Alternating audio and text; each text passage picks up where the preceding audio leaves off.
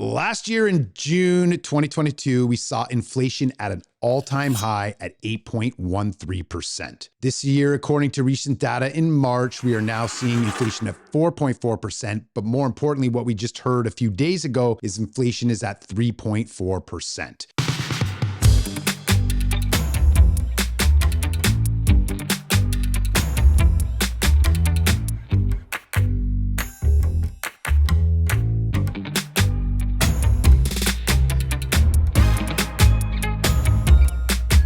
Now, what you need to know, though, is that with this inflation, as interest rates rise, so does our government. Our government has to pay interest on their loans as well, which, to be honest, is passed down to us as Canadians. Government debt ranges between $47,000 to $64,000 per Canadian a year. And it depends on which province, but averaging that out, you'd be at about $56,000. Therefore, debt interest charges per Canadian is anywhere from $1,200 to $2,500. That's what the government is paying on interest on each of us for what they are borrowing as far as money to help also manage all these costs. So one of the things that can really help curb this inflationary aspect as well is government spending.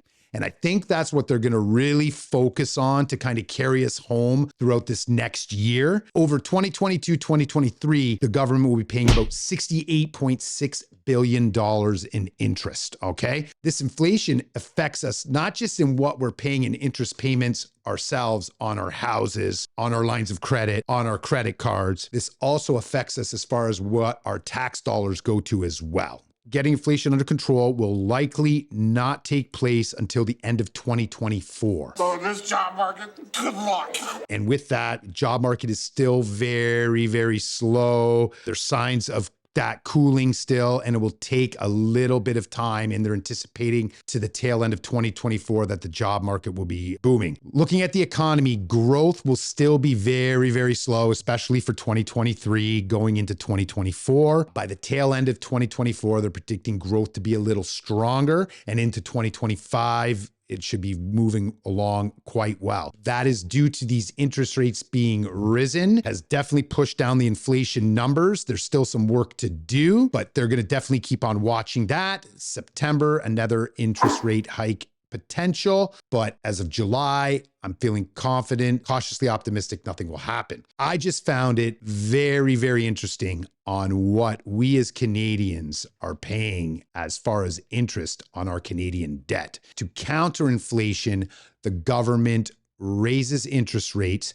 to make the cost of borrowing for Canadians more expensive, so they'll borrow less money to pay for goods, which therefore will hopefully reduce the cost of these goods and get inflation under control. Bank of Canada interest rate is 4.75%, and it may go up to 5% in July or September, but there's talk that by the end of next year or going into 2025, we're going to see the Bank of Canada rate drop to 3.5%. What that will do then is make affordability in a lot of aspects, such as housing, getting our economy going. When rates are lower, economy is very robust, and we can look at past history trends. So these are all factors that are going to lead to what we think at the end of 2024 is going to be better. And to bring it all back to where we're at, hopefully that will reduce our government's debt and leave a little more money in our pocket instead of spending $1,200 to $2,500 in interest payments for the loans that our governments take. If I was the government right now looking to prioritize this problem, what I'd be looking right now is at government spending. And I do believe that this is really the last piece of the inflationary kind of measure, that if the government brings in spending, they can actually get this last little piece under control to get us to that 2% inflationary rate that in where they want us to be. Being at 3.4%, problem is housing is still high and food levels are still high. Supply chain issues aren't so much of a problem in the past, But they know that if interest rates go down, that will solve that housing piece, no problem. So from what I'm understanding and seeing out there, what the government needs to do is definitely control their spending, put money in the right places, and that may bring us home to that final piece to get that inflationary measure down to that 2% and put us in great shape by the end of 2024. Everyone's cautiously optimistic that all these economists looking in their crystal balls, and I got to tell you, they're not always right. They all have differing opinions, but this is the growing consensus with what has been the plan since April of last year, raising rates to get inflation down by the end of 2024, and therefore having a better economy again and get us all rocking and rolling to the way we want it to be.